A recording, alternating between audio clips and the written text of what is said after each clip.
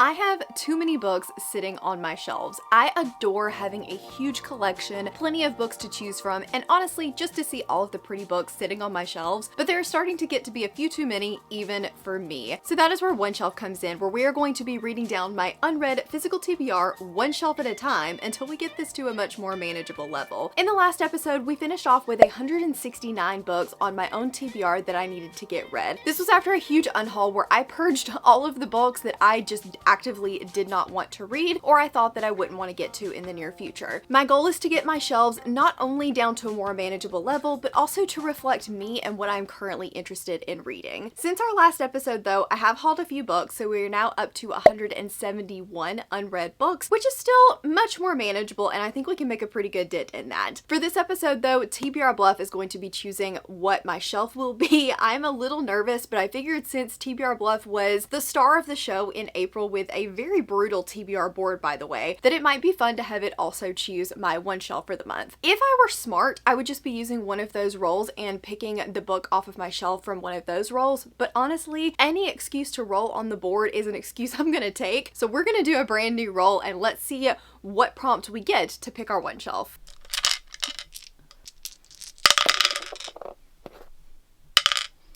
Two threes, a 2, a 4, and a 4. So 2 threes and 2 4s is Romantasy. That feels way too easy.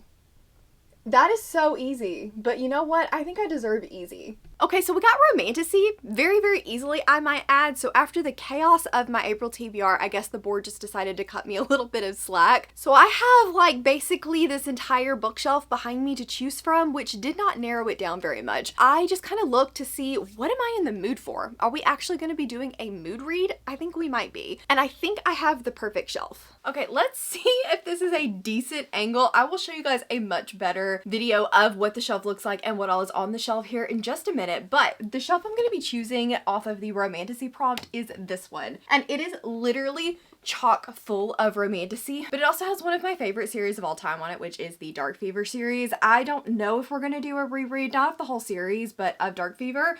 We'll see. I've been kind of wanting to do that, but there are quite a few books on this that I think are going to be really good, including a brand new release that I've been very excited to get to. So let me hop down from here, show you guys what all is on the shelf. Okay, so let's do a quick tour of all of the books that I need to read for this. First up, we have the Never List, which is a brand new release that I'm very excited about. It's supposed to be Serpent in the Wings of Night meets 50 Shades of Grey.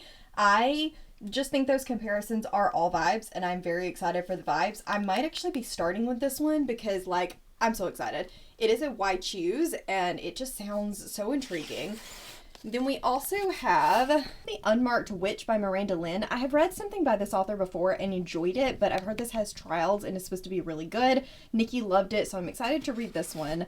Of course, we have the Dark Fever series. These are the gorgeous editions from Arcane that I absolutely adore. I've read The House at Watch Hill. I have read Worthy of Fate. I have also read Blood of Ether.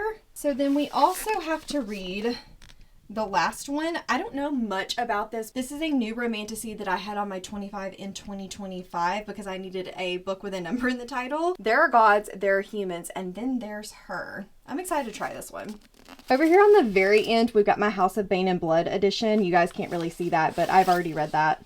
And then lastly, we have the Serpent and the Wolf. Do I know a whole lot about this one either? No, but I've heard it's pretty good, and I've heard that it is like Enemies to Lovers and Fake Marriage, which are two of my favorite tropes. So this is it. This is the entire shelf. I'm so excited to get started. So the hype got to me, and I told you guys I would probably start with the Never List, and I did. I just could not, like, everybody was talking about it, everybody was picking it up at the bookstore. We have an impromptu buddy read going on. I'm just living my silly, goofy, fun times life right now. I'm having the best time with the vibes kind of books, and so I figured we would keep up the vibes. This one literally just came out, and it's been compared to Serpent in the Wings of Night and 50 Shades of Grey. Don't at me, but I did not hate 50 Shades of Grey.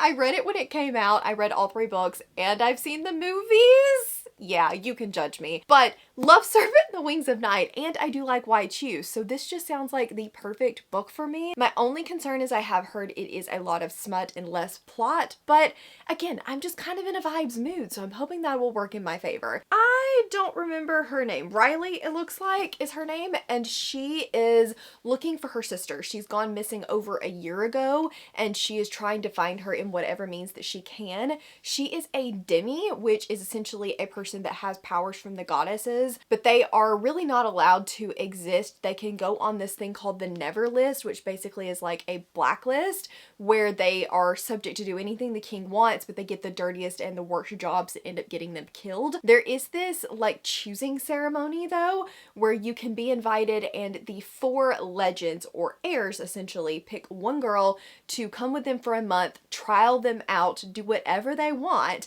and if they end up falling in love with her, they can choose her as their mate and she ends up becoming queen of the realms. But 5 have tried and 5 have failed, ended up tapping out after their monthly trials, taking their status and running. And so you know the appetites of these guys are not the norm, because otherwise why would girls be running for the hills? It says you're invited to the choosing, where you could win the heart of not just one prince, but 4. So far, I'm vibing. I'm only at about chapter 5, which is... No, I take that back. I'm a little closer to chapter 7, which is around 50 pages. I don't know the exact numbers, but it's around 50 pages, and I'm having a good time. The writing style is very easy to read. The narrator is really good. We've got dual narrations for Riley's POV and the prince's. There's been an interaction. It was good. I'm intrigued.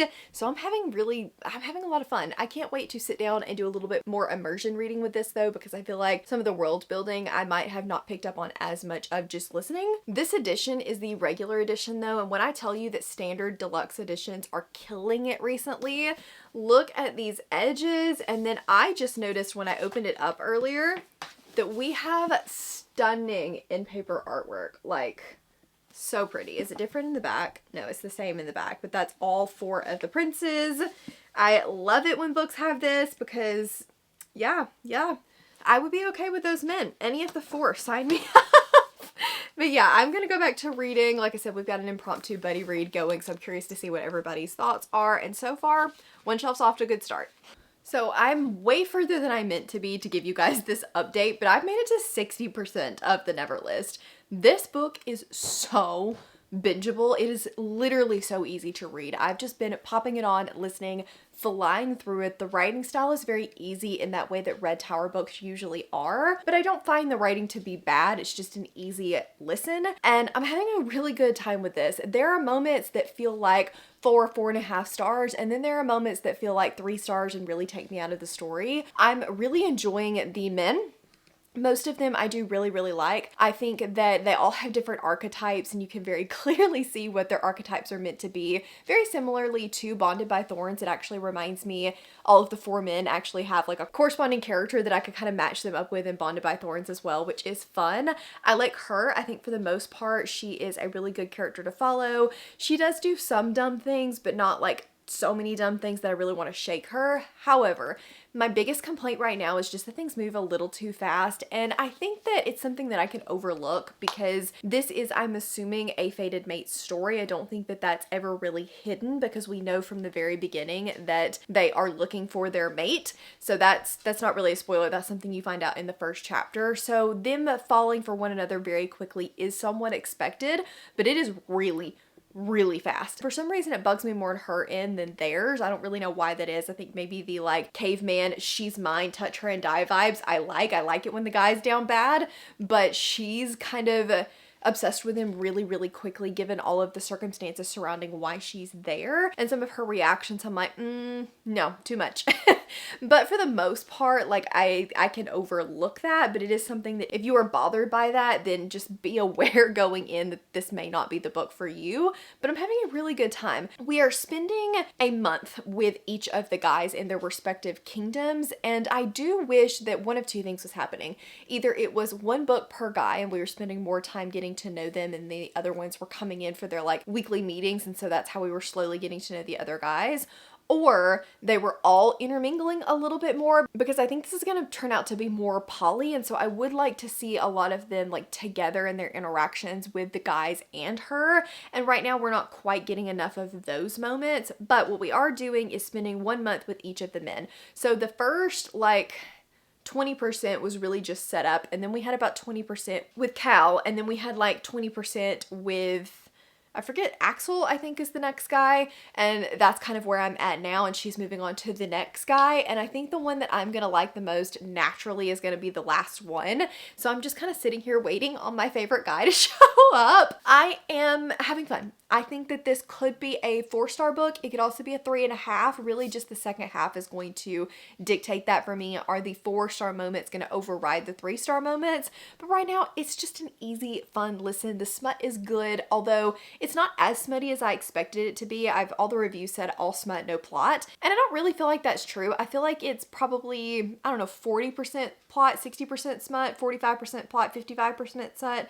I mean, there's a lot of smut, but it's not any more so than Bonded by Thorns. So having a good time, and I'm hoping that I can finish this tomorrow. Actually, I'm almost positive I can finish this tomorrow. So I've sat on this update for a couple of days because I wanted to gather my thoughts and get a little bit further away from the ending and my final thoughts on the Never list. I was expecting this to be a new favorite. Honestly, in the very beginning, as I was reading it, I was so hyped. I was like, I feel like this is going to be a 4, maybe even a 4.5-star read. I'm having the best time. Then we got a little bit closer to halfway, and the first guy that we were introduced to and that we hung out with wasn't really my like favorite type of character. So I was like, okay, that's fine. We're going to get to my favorite type of character, and their banter's going to be great. So I'm still sitting at a 4-star.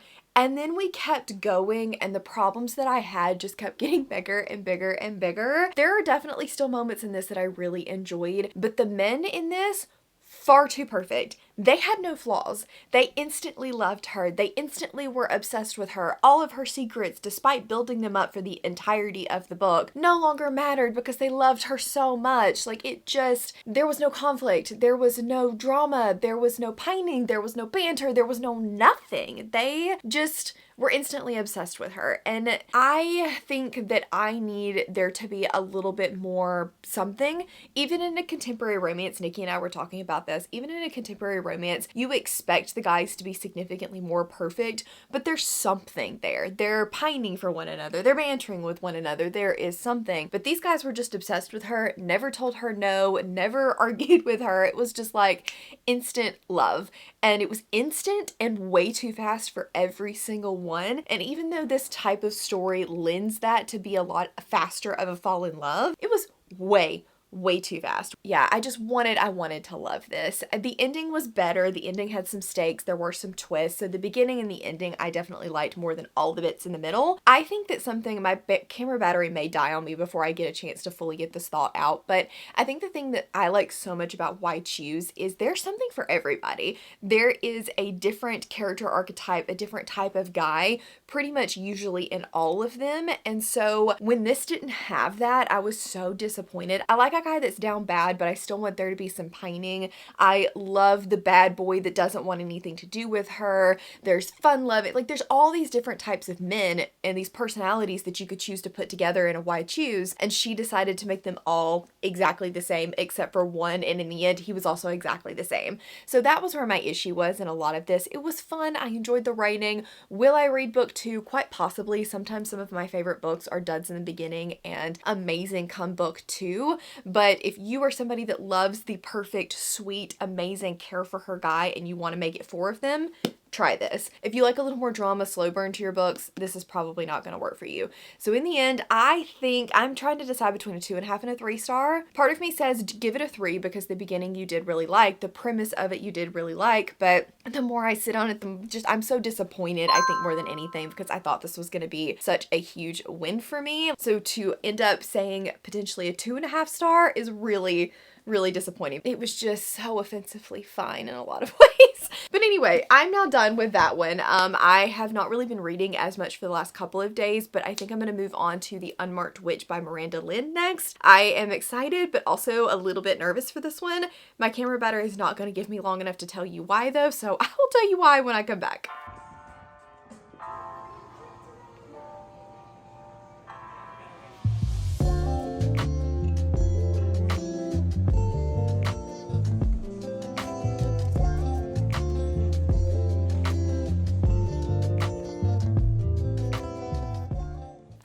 I really need a haircut. These bangs are great. They fix so easily, but they get long so fast, and I don't know how to cut my own hair. So if you have any great videos for how to style like or cut like U-shaped bangs, send them my way. I'll tilt you guys down just a little bit. I'm now at the quarter mark of the Unmarked Witch, and I honestly don't have a lot of thoughts on this so far. I think that the beginning is a lot of setup, a lot of world building, a lot of introducing things, and while I'm very interested in the world building, I'm also not as engaged as I want to be, and I don't know if it's the writing style or the characters or what, because this is the same author of Till Death, and I really liked the writing and the banter and was immediately sucked into that book. Actually, I liked the beginning better than the second half of that, and so I'm just wondering, like, the writing feels different in this. Not in a bad way, it's still very well written, it's just a lot slower, more methodical, more introductory, whereas that one was more action and banter straight off the bat. So witches in this world are all marked. Every time they get a receiving or they have a new power or a new spell, they get a mark on their skin, and Raven is our main character, and she is the Unmarked Witch. She can do magic, but she doesn't have any markings. So they thought that she was going to be a silent witch, which is basically where they can't do any magic, but she actually can. She just doesn't outwardly show it. But I do think that that is really cool. I'm just not overly invested in her as a main character right now. She just kind of seems to be existing, and she definitely has some good moments, but everybody else too is just kind of around, and there's nothing pulling me into them. There's nothing wrong with them. There's just nothing pulling me in. But their coven leader has since died, and now there's going to be trials to find out who is going to be the new coven leader. She promised her grandmother that she would participate in these trials if they came around during her lifetime. Even though her entire family tells her not to do it, she decides to do it anyway. So about 25% is where we are really starting to go off into the trials. Apparently there is this king and they hate the king, but there's not 100% clear why we hate the king as of right now. There's a lot of mystery, there's a lot of questions, and I'm hoping those get answered and they're not just like left to our own devices. But I haven't met the love interest yet, and I'm just waiting to see them kind of start to interact. I'm assuming one person that we've met could be the love interest and kind of in disguise, but as of right now, nothing has been confirmed. So I want to see how the banter is. I want to see how their interactions are, and hopefully I'll start to enjoy this a lot more. I'm liking it. I'm just not as obsessed with it as I was hoping that I would be.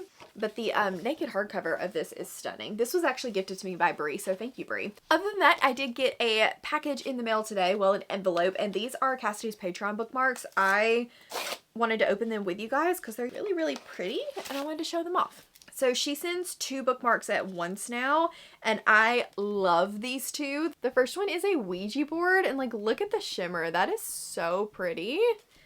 And then the second one is a dragon, also holographic foil. Both of these are stunning. Thank you, Cassidy. These are her top tier Patreon bookmarks in case anybody was interested. But yeah, that is it. That is all I have. I'm gonna go get some more reading done and then cook me some dinner later. So maybe I'll show you guys what I cook. I'm trying to get better about cooking, and I know I say this all the time and fail miserably, but I really am trying. So if you see me eating out, yell at me.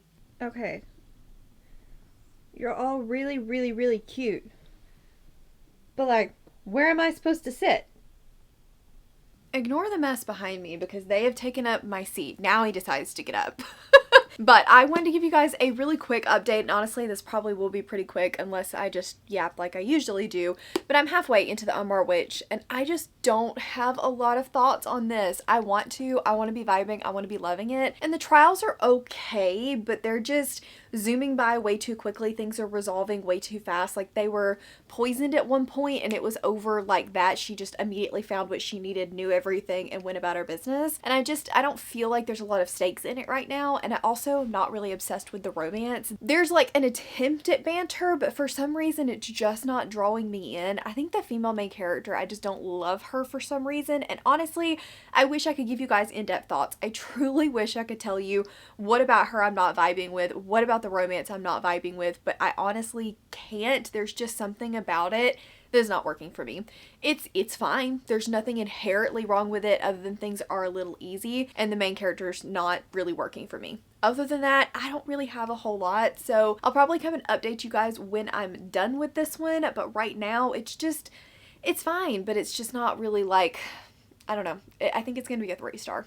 Ignore my laundry sitting right there. We're not going to talk about it. What we are going to talk about, though, is my final thoughts on the Unmarked Witch. I think I'm going to give this a 3-star. I definitely preferred the second half of this once we settled into the romance a little bit more. We settled into the trials and the meat of the story. I preferred Raven and her character and her friendships in the second half much more, but just don't really have a lot of thoughts on this book. It was okay. I don't really have a lot to say about it. It was a book that I read that was pretty fun, but not going to stay with me. There was nothing wrong with this book. Absolutely nothing wrong with it at all. I just wasn't captivated by it, and I really wanted to be. But this book was just very mid for me, so I don't know if I'm going to continue on in the series or not. I don't really have a lot else to say about this, so I just need to move on to my next book. Hopefully it will be more of a win. I think I'm going to try the last one next, and I don't know that that one's going to be a win, but I'm hoping that our final book, Serpent and the Wolf, will be, because I've heard good things about that one. I moved on to my next book, and this is going to be a very quick update because The Last One by Rachel Halsell Hall, I, like most of the internet, have DNF'd after a couple chapters in.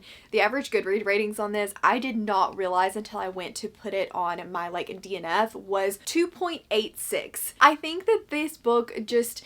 the writing was very goofy, like the verbiage and the dialogue felt like we were in modern day and we had 13-year-olds talking to each other in a bunch of slang. That's truly the way the dialogue felt in this, and I just could not get behind it. I couldn't take it seriously. And this is not one of those books that was silly, goofy, not taking itself too seriously, kind of like Blood of Hercules. This was, I'm trying to be serious and it is just not working. When the main love interest was introduced and the first thing out of the character's mouth was, oh my god, he's so hot, like he's the hottest, I'm just like, I can get behind he's the hottest all day long, but like this is not my vibe right now. So I did decide to DNF this mostly because of the writing. I didn't get far enough in it to know what the plot was going to be. I didn't get far enough in it to know what the like conflict and magic and world system was going to be. I just know that this is not going to work for me from a writing standpoint, and if I'm already not vibing with the writing in the first, I actually think I made it 50 pages in. The chapters were really long, but if I'm not vibing with it in the first like 50 pages, I'm certainly not going to vibe with it all the way through, and then I'm just gonna give it a bad rating, and nobody's got time for that. So I did decide to DNF this one, which is really sad because it's very pretty, but this will absolutely be going in my unhaul pile. I've started my, well, potentially last book for this vlog. I'm not 100% sure if it'll be my last book because I haven't yet decided if I'm gonna be rereading Dark Fever for this or not, but I do have my last like new to me book for the vlog, and that is Serpent and the Wolf by Rebecca Robinson.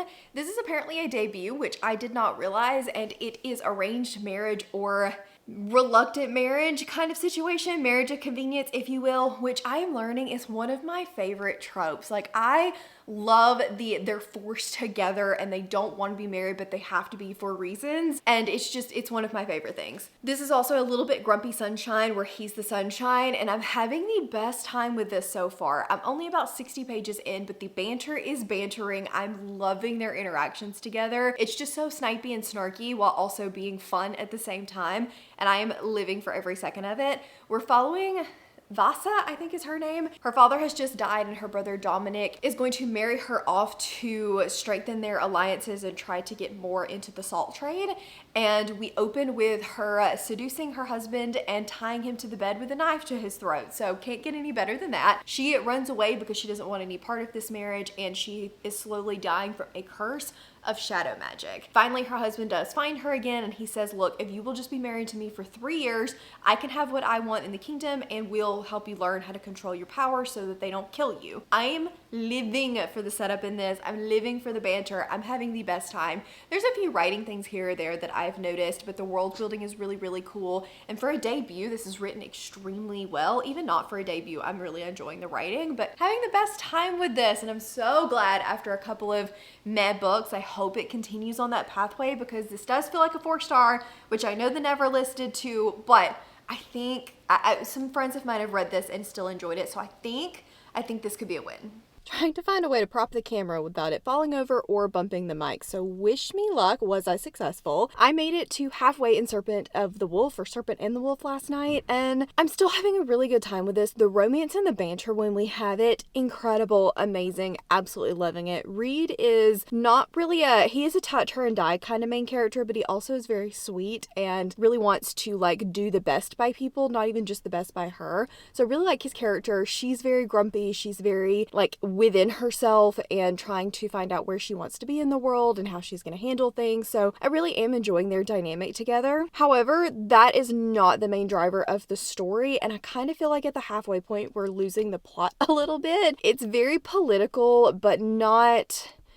I don't know, the politics are just moving very slowly. I feel like a lot of the behind the scenes is happening off page. A lot of the world building is happening off page. Her magic and learning her abilities is happening off page. And so I just want to see more of that. I want to see all of the growth and development. This feels very much of a book of self-discovery. This is not a book of high action. This is not even really a book of slow burn romance. This is about Vasa, who she is, and how to navigate who she is in a way that she never thought she would before. It's a story of healing, of learning about yourself. And while I appreciate that so much and I really love it in my books, I also don't want it to be the whole book. I just tend to get a little bit bored when that's all we're doing, especially if I'm not super invested in the characters. And while I love the characters and I think they're great, they're not like ride or die kind of characters. They're good, but they're not fleshed out enough to be like incredible, amazing. So I'm just finding myself to be a little bit bored, even though I'm still really enjoying it. I'm having a very good time. Like, the writing's good, it's easy to read, I fly through it when I'm reading it, but I am finding that it's taking me a little more than I want to pick it up because of that. So it's still going well, but it's not going as well as it was in the beginning.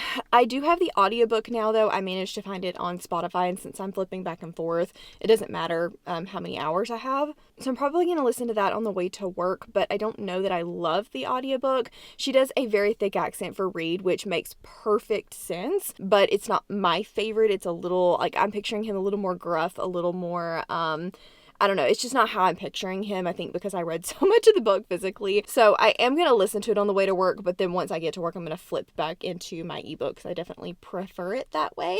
And then I should be able to finish this today, and that may wrap up one shelf. I don't think I'm going to reread Dark Fever right now. I wanted to, but it just doesn't feel right in the one shelf video because, like, I've already read it. So it's not clearing anything off of my TBR, so I should probably wait, right? I finally finished Serpent and the Wolf, so let's chat final thoughts on this before I show you guys the last little bit of what the shelf looks like now that I am finished and how many books I currently have on the shelf. So I really enjoyed this one. It was very unique. It was different than a lot of romantasy that I've been reading recently. This is like a non-fae romantasy. I really enjoyed the lore between the like magic and how magic is passed down and the covens and the different discussions on gods and that kind of thing. I thought that that was really, really well done. I do want more of it, and so I'm hoping that we'll even start to expand on that more in the next book. There are a lot of politics in this. It's a slower moving politic, which is not usually my favorite, but if you like a heavy political story, I think this would work really, really well for you. I loved the banter and the romance when we had it. I just wish that we had had a little bit more of it. I think that I would have died over this book. 10 out of 10 incredible if the romance had been a little bit more present, but it kind of fell to the back of some of the other elements, and those elements weren't quite fleshed out enough for me to fully dive head over heels in love with it. This is very much so a story of Vasa finding herself and learning more about herself, learning what she's willing to put up with and what she isn't, and kind of coming full circle on her magic and who she is and things that have happened in her past. And I think that that was done really, really well. I enjoyed the ending a lot. I thought that it was fast paced. I think that it does end on a little bit of a cliffhanger, but nothing that is absolutely outrageous or anything like that. But it did make me want to pick up the second book in the series, so I think it absolutely did its job, and I just had a lot of fun. I thought that this was good, different. I will recommend it. Like I said, there were a few complaints that I had with it, but this is a debut and a shorter debut at that, so I think if it had just been a little bit more fleshed out, this would be incredible, and I'm excited to see what this author is going to do with future books in the series and just future books in general. So this one is going to be getting a, I think, 3.5 star from me. I really enjoyed it, but it wasn't perfect, and I might round it up. I haven't fully decided on whether or not I'm going to round it up yet, but I really, really, really enjoyed this story, and I want more of Reed. Reed is good. I want more of Reed, absolutely. He was like the best of being almost perfect, but also touch her and die vibes, which living for incredible. So yeah, that is it. That is all of the books I think I'm going to read for this vlog. I was considering doing Dark Fever reread, but I just decided that that wasn't really in the spirit of One Shelf, and so I'm not going to be doing that in this vlog, but hopefully we'll be rereading it very, very soon. I love that series. It's one of my favorite series. It's a nostalgic series for me, so I'm curious to see, would I feel the same way now as I did then? I don't know. So I am honestly a little bit scared to reread it, but one day. That day is just not today. Let me flip you guys over to the shelf. We'll talk about what it looks like now. Then I'll come back and tell you where I'm at as far as how many books we are now down to. Okay, so look at the final shelf. Obviously, we've already read all of these, so let's go down here. I did a little bit of rearranging and talk about the books that I read. So we read The Neverlist, Serpent and the Wolf, and The Unmarked Witch, and then I also have House of Bane and Blood over here, but we've already read that one. So this is what the final shelf looks like. We unhauled the last one. Honestly, like there was no way I was keeping that when I DNF'd it so early. But this is the final shelf. I think that it's a pretty good success, and I'm happy with the way the shelf looks. It's just a pretty shelf overall. Okay, so after all of that, we have made it to 167 books on my physical TBR, which is not bad. I wish that we were a little bit lower. That shelf knocked off 4 books, which is a very solid amount of books. We can't always have one shelf episodes like last time where I cleared off 20 books in one go, but I do think that it is very, very good. I'm happy with that progress. I'm happy with the reads this week. They were definitely some that I've been wanting to get to for a while, as well as the last one, which I might not have gotten to for a while. So I think it was very, very successful, and I'm excited to see where the next One Shelf episode is going to take us, maybe into a different genre. So keep your eyes peeled for May in my next episode. Thank you guys so much for hanging out. If you did miss the previous episode and you want to check it out, I'm going to leave it up here on the screen for you guys. If you just want to let me know that you were here and hanging out, though, leave me a snake for Serpent and the Wolf. Thank you guys so very much for watching, and I will see you in the next one.